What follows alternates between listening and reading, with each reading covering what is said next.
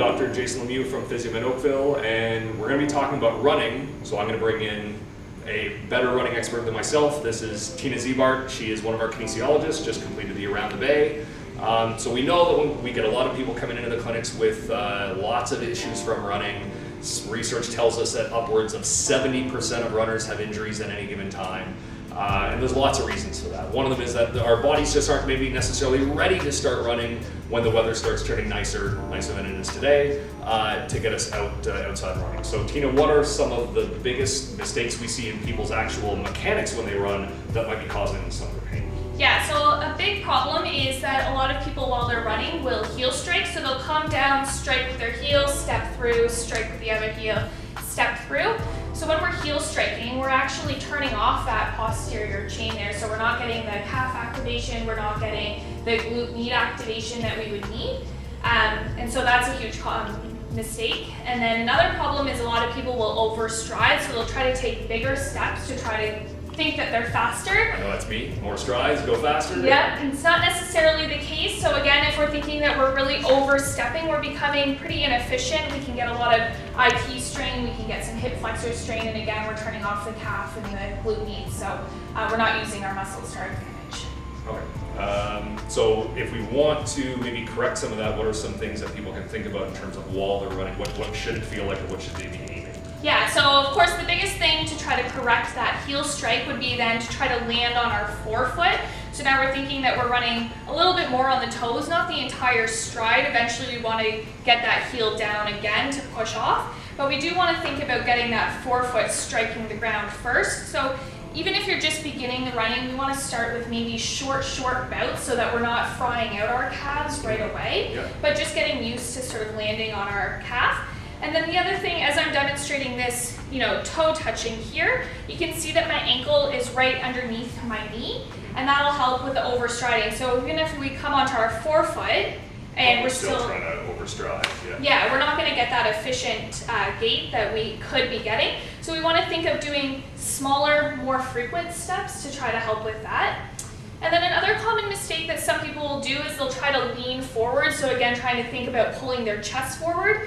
But then that'll turn off the core and the glutes as well. So while we're practicing getting our toes down, getting our heel right underneath our knee, we want to think about standing tall, keeping our shoulders sort of in line, and keeping our whole body sort of stacked on top of itself.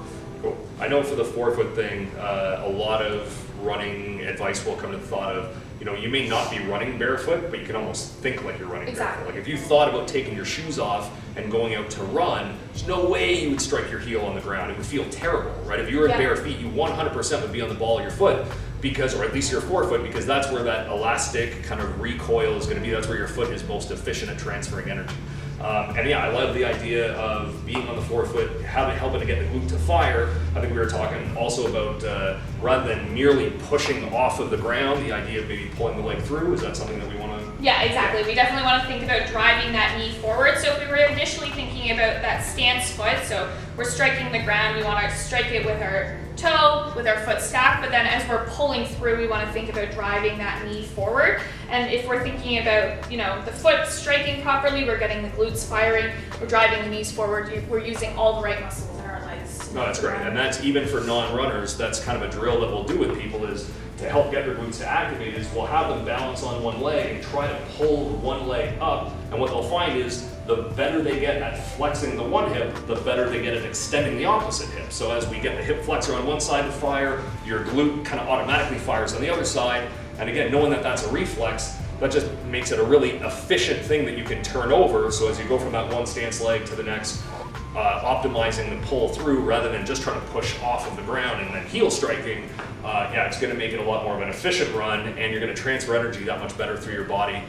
So we're going to decrease a lot of the injuries. And some of the stuff we've talked about in other newsletters, again, if we're going to start to strike on that forefoot, and we want that nice pliable, springy mechanism that is our foot to work, again, we're big advocates of using a foam roller, or in this case, even a golf ball or a lacrosse ball. Make sure that we've got all that tightness and stiffness through the joints and soft tissues of the foot rolled out, so that you have that nice accommodative foot to bounce off of.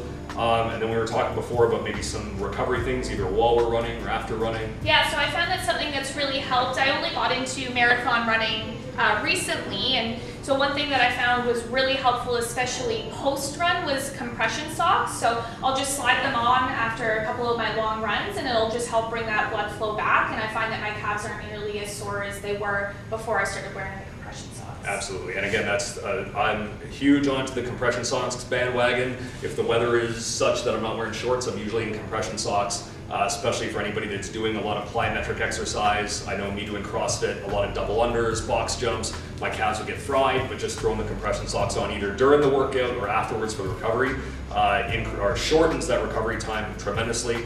You'll feel a lot better. So those are great tips. We want to make sure we get you off your heels so you're not heel striking.